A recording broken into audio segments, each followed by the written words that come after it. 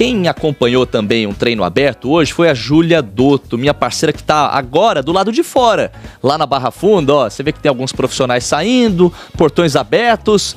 Conta tudo, o que é que você viu? A Bonucci disse que não deu pra ver muita coisa. Aí no São Paulo, não só você viu o treino, como viu o jogador se machucando. Que história é essa? Boa tarde, Julinha.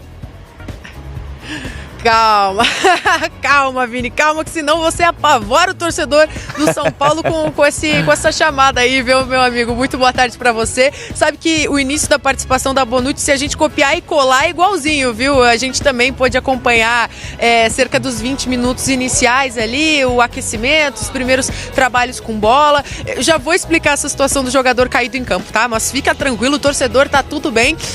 Vamos primeiro, pelo que a gente viu inicialmente. Cédric e Caleri, 2 jogadores que estão fazendo o trabalho de transição física, eles fizeram essa primeira parte do treinamento junto com os demais companheiros. Essa foi a primeira vez que o Cédric fez esse trabalho de toque de bola. Existia até uma expectativa de que ele pudesse já ficar à disposição para o próximo jogo do São Paulo, domingo, contra o Vasco.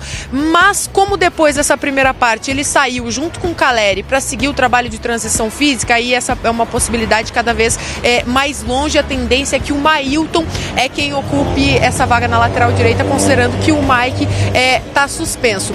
Retornos: Ferrarese, que estava suspenso no último jogo, volta a ficar à disposição, e o Rafael Tolói, zagueiro, que vinha se recuperando de uma lesão muscular na posterior da coxa esquerda. Ele treinou normalmente, esses devem ir sim para jogo. Agora, esse ponto que assustou um pouquinho, mas está tudo bem, foi justamente o Mailton, lateral direito, que deve ser titular no domingo. Ele teve um pisão, sofreu um pisão do Arboleda num trabalho de enfrentamento, e ele caiu, ficou sentindo dores no chão, então ficou todo mundo naquele momento, assim, porque nesse momento ele é o principal lateral direito à disposição para o São Paulo, que conta com um suspenso e um lesionado. Portanto, aí houve esse choque, mas tá tudo bem com o jogador, amigos. Ele levantou, seguiu o treinamento naturalmente. Depois a gente não pôde mais acompanhar o restante da atividade, né? Até por isso que eu tô fazendo aqui do lado de fora do CT a nossa entrada ao vivo.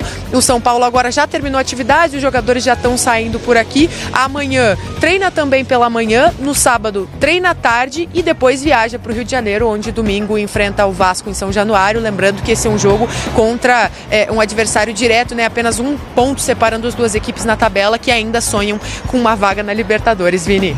Ou seja, vale aquele meme: torcedores, calma, Mailton caiu, mas nada muito grave, né? E você sabe que só tem traíra aqui na nossa equipe, viu, Julinha Dotto? Ó, a Juliana Travalha pediu pra você repetir como é que foi o sustinho aí, como é que todo mundo ficou a hora que o Mailton caiu, como é que foi o sustinho que você fez?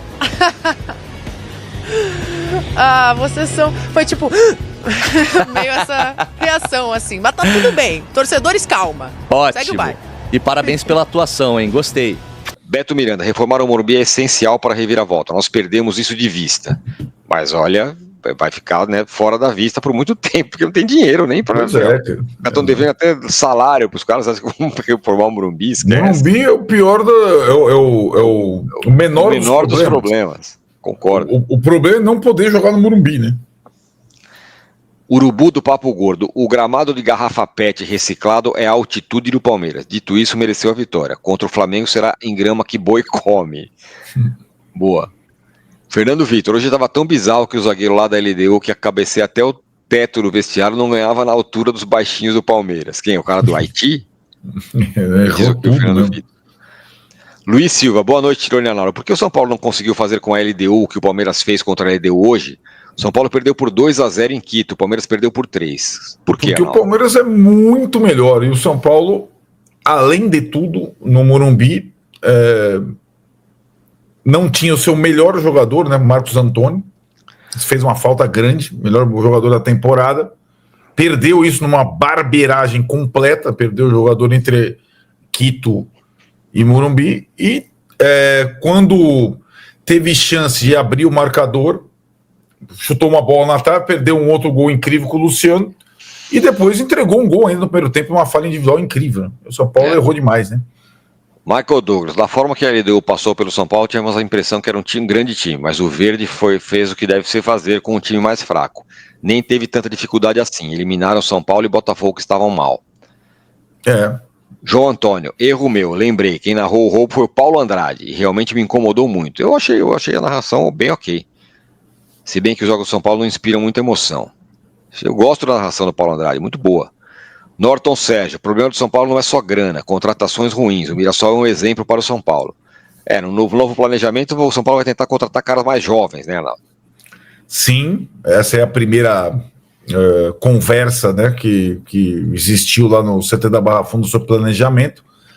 Lembrando também aqui que muita gente está no chat, o Vitor Sérgio acabou de postar também, que automaticamente, falando em São Paulo também, já existe o G7, né, no Brasileirão. Sim, né? Sim. Com o Palmeiras ou Flamengo. Pode ser G8 até, né? Luiz Silva, Tironi e Arnaldo, se o São Paulo tivesse avançado para a semifinal, vocês acreditam que teria um confronto mais duro em um choque rei na semifinal? Foi uma oportunidade de ouro que o São Paulo perdeu para poder ir para a final? Acho que sim, acho que seria equilibrado. Palmeiras favorito, mas o São Paulo teria chance. É diferente do ano passado, quando o São Paulo caiu na mesma etapa por Botafogo campeão. Aí na sequência seria Penharol. Mas com o Palmeiras, acho que o Palmeiras seria favorito. Mas como foi o jogo do Brasileirão no Morumbi, acho que teria jogo. Mas no Allianz seria muito difícil, né? O São Paulo resistir ao Palmeiras, ainda mais se o Abel acertasse a mão, né? Eu acho que ele errou no Morumbi também no jogo do Brasileiro, corrigiu no intervalo e deu para virar, ainda mais depois dos erros crassos do árbitro. Rodrigo Reis, tem uns 7 anos que o São Paulo não faz gol de contra-ataque, diz ele. Aqui o Douglas Reis Brito, São Paulo é o Liverpool dos anos 90, não entendeu a era da grana e foi destruído por Arsenal, Chelsea, United e City. Voltou para o eixo quando chegou o grana. Não foi com picaretagem de Fidic que isso aconteceu, diz aqui o Douglas Reis. Na verdade, eu não posso considerar, na minha visão, não sei se eu não considero o Fidic uma picaretagem. Eu acho que é uma tentativa de saneamento de contas, não é picaretagem, na minha visão, né? Pode não ser o suficiente, mas concordo com o Arnaldo. Luiz Silva, sempre o grande rival do São Paulo é o Corinthians, com o famoso majestoso, e depois o Palmeiras no choque rei de maneira secundária. Mas hoje nem tem São Paulinos com mais ódio do Palmeiras a ponto de torcerem para o Corinthians na final do Paulistão. Então, isso não tem São Paulino que acha que o Palmeiras é um rival maior, sei lá, diferente. Tem isso, Luiz. Na final do Paulistão e na Copa do Brasil, a gente fica meio dividido, né? Eu vi muito São Paulino torcendo para um ou para outro, ou torcendo contra os dois, mas é meio dividido, eu acho, nesse confronto específico. São Paulino que torce para o Palmeiras. As 4 libertas do Palmeiras serão superiores ao tri mundial. Não serão. Não. São Paulo, Palmeiras, não. O São Paulo tem uma coisa, né, que nem Flamengo nem Palmeiras tem. É o tricampeonato mundial e o fato de não ter sido rebaixado. Aí o Flamengo também não foi. E o tricampeonato seguido brasileiro, né? E o tri brasileiro seguido. São coisas difíceis. O resto está tudo sendo batido. Quando não é no campo, é na caneta. Mas ser tricampeão mundial não é simples. E não ser rebaixado é uma raridade no atual futebol atual. Né? Quase todos foram, menos o Flamengo e o São Paulo no brasileiro. E a questão do tri consecutivo em pontos corridos também é muito difícil de ser batido.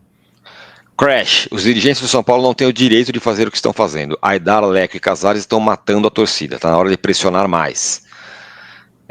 Vídeo SPP. A decadência continental do São Paulo, que foi decretada hoje pela perda de um simbolismo em número de títulos, pode ser um baque suficiente que marcará uma mudança de rumos como Corinthians em 2007 e Palmeiras em 2014.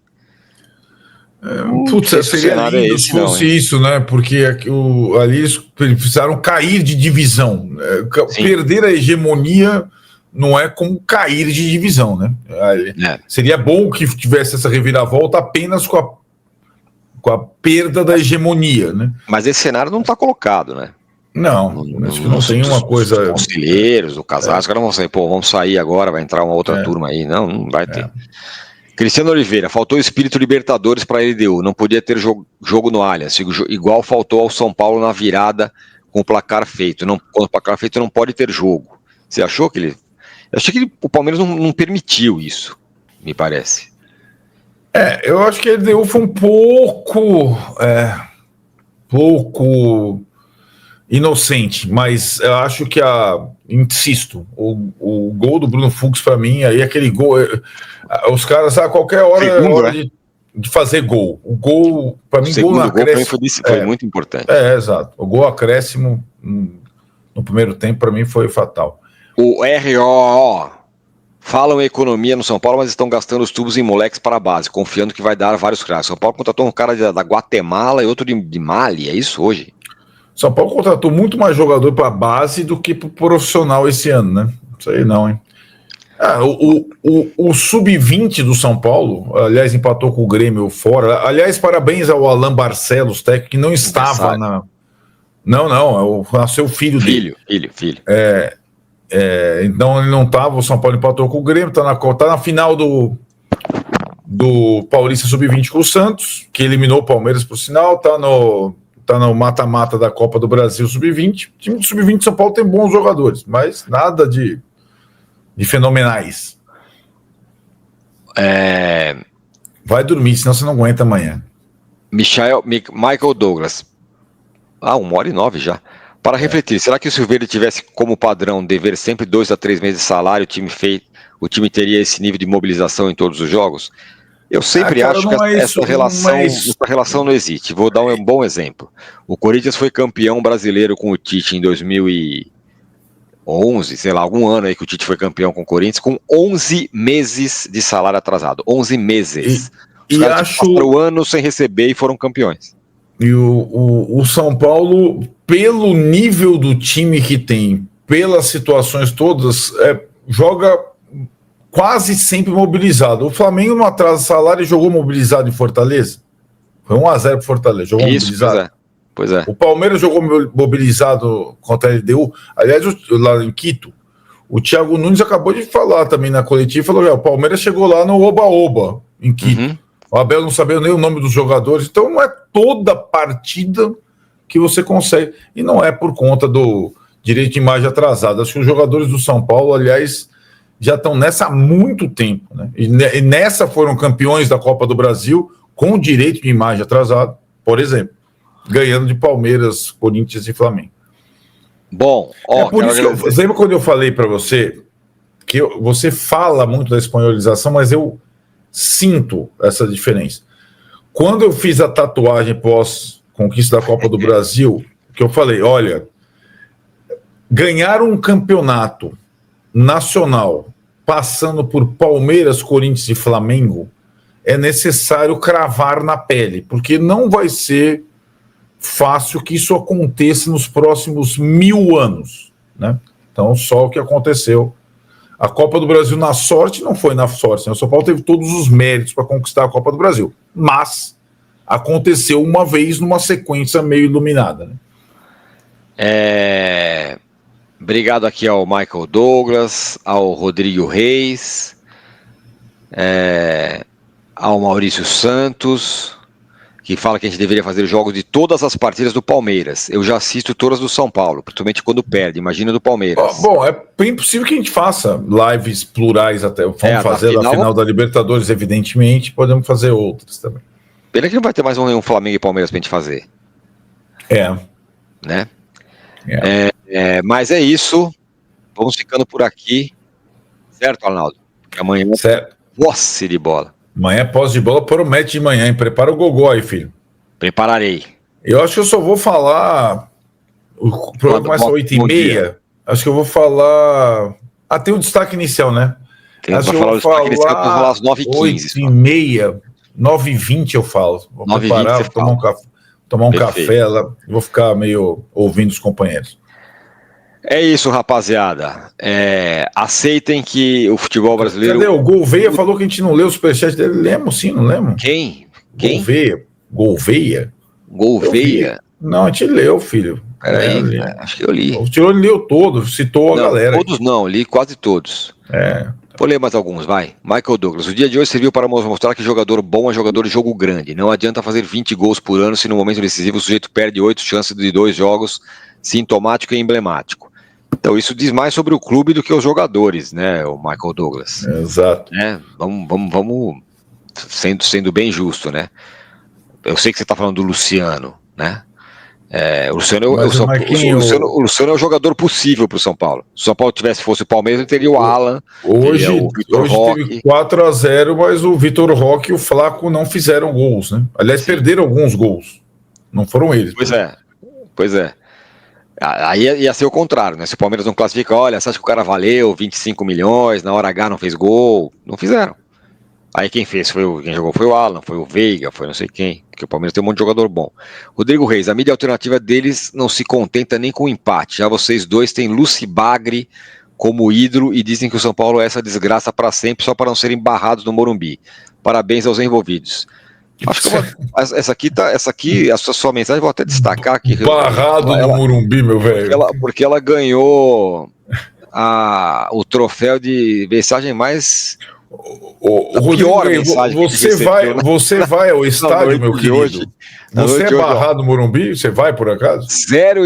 Meia-noite e 47, a gente ganhou. A gente é barrado no Morumbi. Barrado no Morumbi vai ser difícil. Porque eu pago ingresso, meu cara. Eu tô lá todo jogo, pago ingresso só. Não tem favorzinho pra gente, não, viu? Nunca tem favorzinho, não. Meu querido. Acho que talvez tenha pra você, né? Pelo jeito. A gente tá lá, viu, Rodrigo? Meia-noite e 47, eu vi isso aí. É duríssimo. É duríssimo, hein?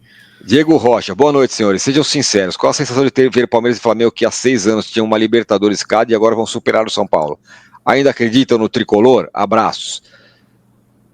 A curto prazo, não acredito. Acho que vai continuar. Eu tô falando esse negócio há muitos anos, né? Há muito tempo que cara, Palmeiras e Flamengo vão dominar, vão continuar dominando. Agora o Internacional hoje é o time mais grande há mais tempo sem título nacional. Ele foi tricampeão. Quando a gente começou a acompanhar futebol, o Inter era tricampeão brasileiro.